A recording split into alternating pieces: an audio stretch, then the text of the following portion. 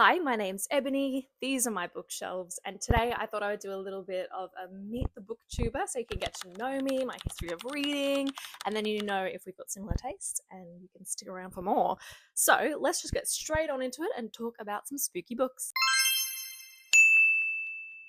If you see me glancing down, I'm literally just looking at my questions, I promise. How did I get into reading? And I would say this is just how I grew up. My parents are avid readers, both of them, so I was always surrounded by bookshelves at home of all sorts of books. My dad really loves Terry Pratchett. He has every book that he ever wrote, and I remember him reading them a lot growing up. My mum loved Agatha Christie, Anne Rice, Phil Rickman, so some of the darker books. I think I get that a lot from my mum. So yeah, I was always brought up with it. They always read stories to me when I was little. I always wanted to be read to sleep. I made my dad read like the same book every night for a good couple of years there. So it's just how I grew up. My brothers and I, all of us, always had books in our life as kids. And leading into that question is favorite books as a child. So, like I said, my dad would read the same book to me over and over and over again. He never complained. And that book is The Lorax by Dr. Seuss. I was obsessed with Dr. Seuss growing up, but this one specifically, and I remember him crying. He's such a softie, and I would get emotional, and I loved it so much. I would always get him to reread it, and I haven't read it for a good couple of years. I don't know. I think I might need to read it again just to have that feeling back. I remember reading The Secret Garden growing up as well. I always liked, I think they're the Princess Fairies or whatever. I had all of them as well. And then as I became a teenager, I got into Agatha Christie from my mum, and I read a lot of murder mysteries, and that hasn't changed. It's just maybe darkened a little bit. But yeah, hasn't changed much there. What is my favorite genre? So if you've had a little squiz at some of the books behind me, you can probably gather what some of my favorite genres are. I love horror novels, I love thrillers, and I love mysteries. I also do love crime police procedurals as well, but I put them in like the mystery category, to be honest. But yes, horror, thriller, and mysteries are my favorite genres to read. Now here's a tough question. Some of my favorite books ever. Now this is hard. There's a couple that I don't currently have on my shelf, but the first one that springs to mind is the one that kind of rewrote my brain chemistry and made me realize what a good crime novel is. And that is The Murder of Roger Ackroyd by Agatha Christie. This will always be up there as one of the best books of all time to me. Best twist. She did it first. She changed the genre for sure. And this was, I can't even tell you like the trope, but it's one of my favorite tropes still. And I think this is what really set in motion my love of crime mysteries. I have read lots of Agatha Christie. I love Poirot. This is a Poirot novel, but it's one of the best. And I'm not even going to tell you much about it. Go look up the synopsis. And it's hard because now thrillers and mysteries are all full of twists. But looking at this one as one of the OG of this sort of twist, then to me it's perfect. And I love it set in a little quaint English village. You've got Poirot, one of the sassiest characters of all time, but I always love her cast of characters, and this one to me is the best. I love it so much. Some other favorites of all time are The Shining by Stephen King. Again, I don't need to tell you much about this one. I read during COVID. I wanted to watch the film, but I was like, nope, I've got to read the book first, and I'm so glad I did. I recommend if you haven't watched the film and you want to, that you make sure you read the book first. They're both good in their own rights, but the film changes quite a lot to what the book is. And the book to me is perfection. This was like 5-star or 6-star read, as they call it now. That made me sound really old. To me, it's a perfect book. It's one of the few books that has actually given me, maybe not nightmares, but I had really bad dreams. It got under my skin, into my psyche. I remember my husband being like, "You've woken up again." And from this book, I was having dreams about it. It absolutely infiltrated my thoughts day and night. I absolutely devoured it. There's so much in this. It was heartbreaking. I loved the characters. This is also so creepy as a horror, and a psychological horror, I would call this for sure.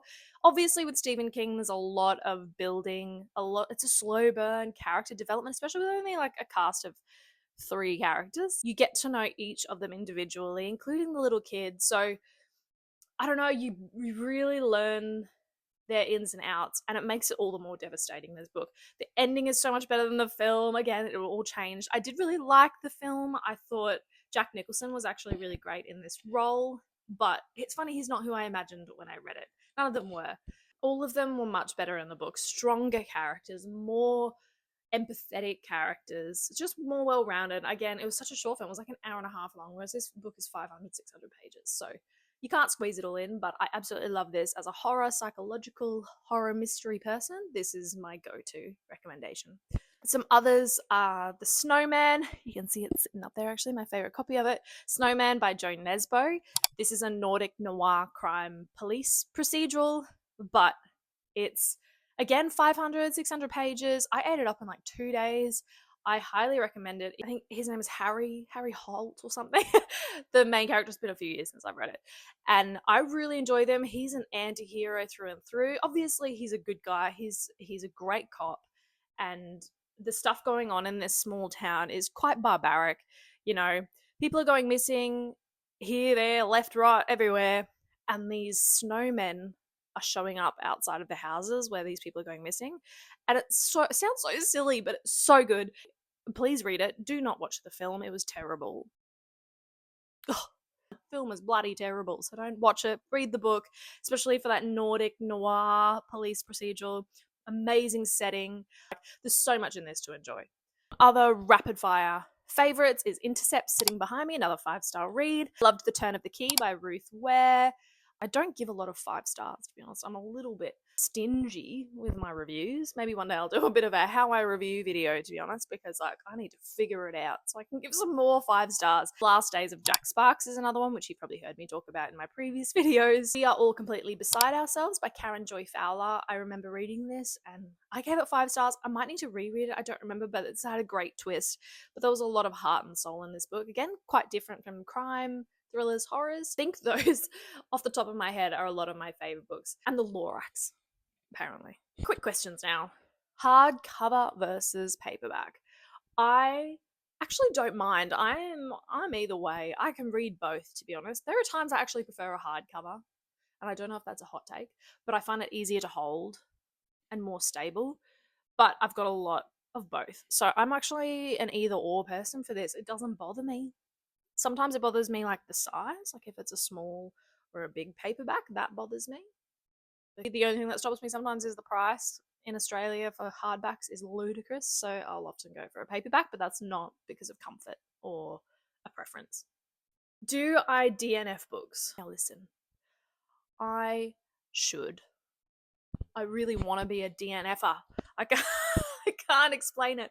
I have DNF'd books. There are definitely books that I will never go back to and I have gotten rid of. I've unhauled and I've donated. I'll always donate my books even if I hate them. My last read was a perfect example. I finished it yesterday and that was Behind Her Eyes by Sarah Pinborough. Bloody terrible. This is probably the worst psychological domestic thriller I've ever read, and I give up on them. I might do a big review sometime of like my least favorite books, but anyway, I should have DNF'd it. I should have, and I didn't, and I regret it because I could have read something so much better that's sitting here. Other books that I have DNF'd, this might ruffle some feathers, is Eleanor Oliphant is Completely Fine. I read about 80, 100 pages. Couldn't stand this character, couldn't stand the writing. I had no interest in the plot, so I DNF'd it, donated it. So DNF'd A Court of Thorns and Roses. I don't even know why I tried reading this. As you've gathered, like, they're not my thing. And I don't really want to support Sarah J. Maas. So I DNF'd that after 120 pages as well, and I am not in the camp. Maybe it's just me being like a thriller mystery reader.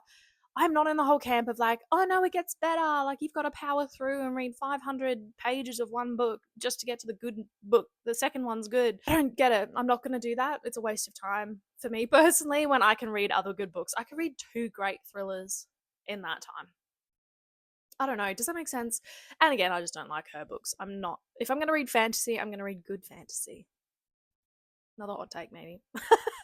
There's definitely times where I have DNF'd, and those are some examples, but I should do it more. It's more like when I've bought the book that I struggle to DNF it, because I'm like, I've spent, I don't know, $20 to $35 on one book, and I have to see it through, you know?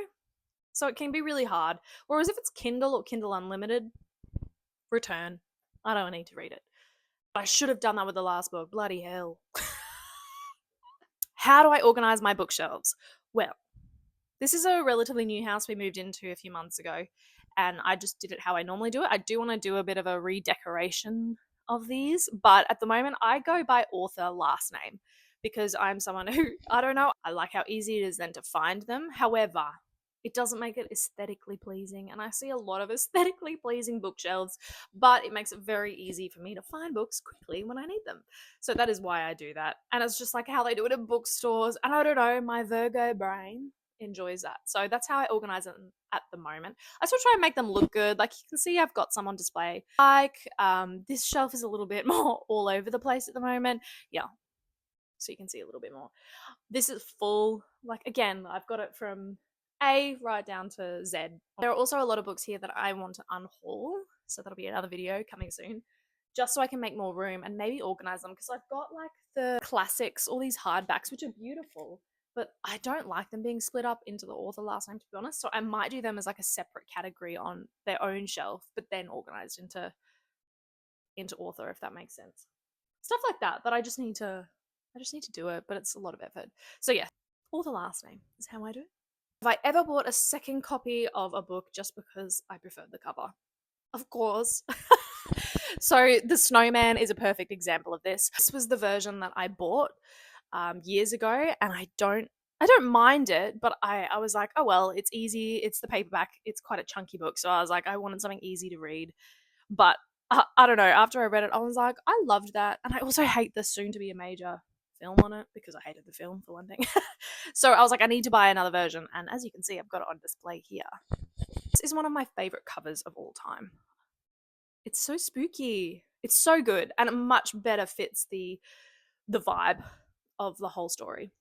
And yeah, I love it. I got it secondhand. It's in pretty good condition for that as well, and I just love it. I also love buying secondhand and rehoming these books from someone who's obviously looked after it, and now I have it on full pride and display on my bookshelf. Another nice easy question is, do I snack or drink while I read? And the answer is, I drink a lot of water. You know, got my Frank Green. I am a coffee drinker, but I'm trying to cut back my caffeine a little bit, so I only drink one coffee a day, usually in my morning when I'm reading a little bit or scrolling on BookTok or YouTube. I don't snack that much. I'm not a big snacker in general, and also I don't want to get my grubby little mitts on my nice pages. And do I like to listen to anything while I read, or do I prefer silence? And to be honest, I do actually love silence and just the natural sounds of the house or the outside.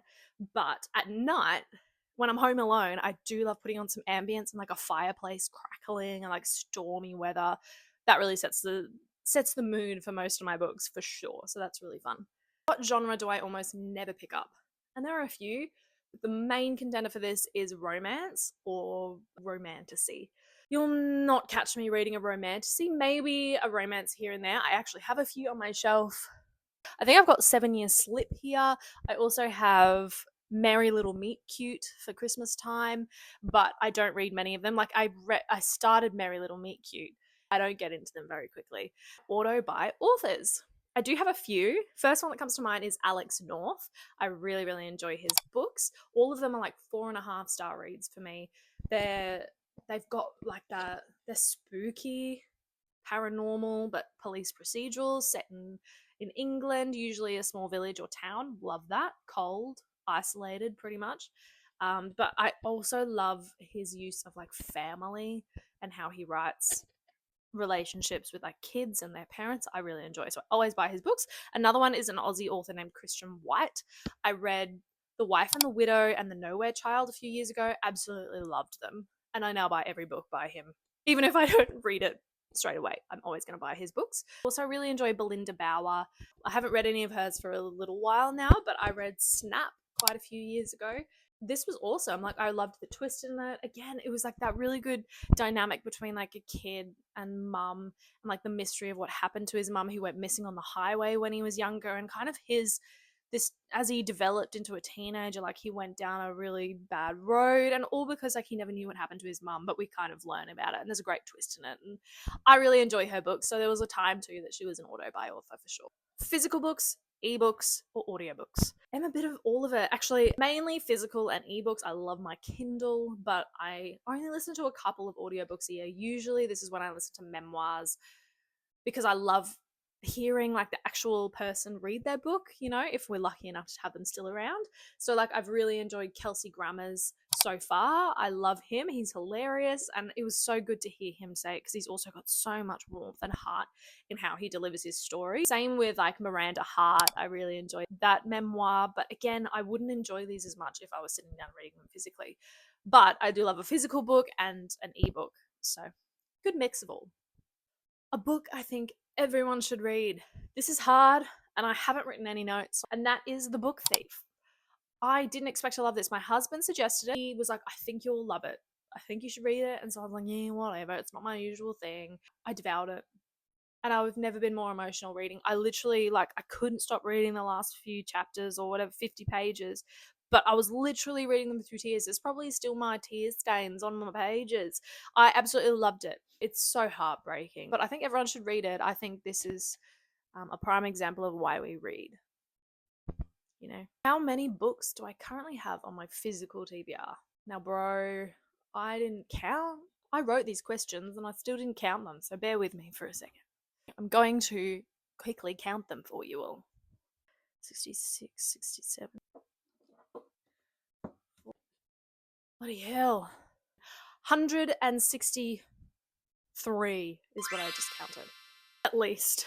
I think I've got more around the house, but that's what's sitting behind me. So quite a lot to get through. I am on a mission to, and I have read some this year. It'll only grow. Do I annotate my books? No, I do not. I don't mind, obviously, if other people do it, but I can't bring myself to. But also, I feel like the books I read aren't really the kind that you annotate. I don't know, I should probably, or at least for certain quotes. Sometimes I wish I could go back and read things again, or what lines, you know, but I can't bring myself to actually like physically annotate a book. You know, I don't want to deface my babies. Favorite book to movie or TV adaptation? See, there are so many of these, and so many that I haven't read / seen. But I have to say, some of my favorites are Harlan Coben's adaptations on Netflix. Holy Jesus. The Stranger, I think that was what got me hooked. Book, fantastic. Adaptation, fantastic. Cast, incredible. This is so fucking good. Go watch it, or read it, and then watch it. I think, and all of his adaptations that I've watched on Netflix are perfect. Perfectly cast, perfectly adapted. So they're my go-to when I think of book to TV adaptations. I have a special guest. Hope you got that. Very important. A book I want to be buried with. There are so many, but I'm going to go back to The Murder of Roger Ackroyd. I think this was a turning point in my life, my reading journey. I want everyone to remember that book, and I feel like being buried with it is a good way for it to be remembered. Series or standalones? I am a standalone person for sure. I don't mind a series, but I usually always give up pretty quickly. I don't know. So standalones for me, especially with horror and thrillers, I feel like it's pretty normal for those sorts of readers to be standalone people. The last question is, what is my favorite thing about reading? Being transported somewhere different, getting out of your own shoes, being in someone else's shoes and through their eyes for however many hours during your day or week, and just escaping reality, getting to feel a thrill. I don't know, it's such a good escape. It's all about the escapism and also just the fun of it. And I love feeling like my brain is being used, learning to see things through different people's point of views and different walks of life and countries, and anything is what's really special about reading. And it's a lifelong journey for sure. If you enjoyed getting to know me a little bit and my history of reading, and if you think we have similar tastes, then make sure you hit subscribe and like, and I will see you in the next video. Bye!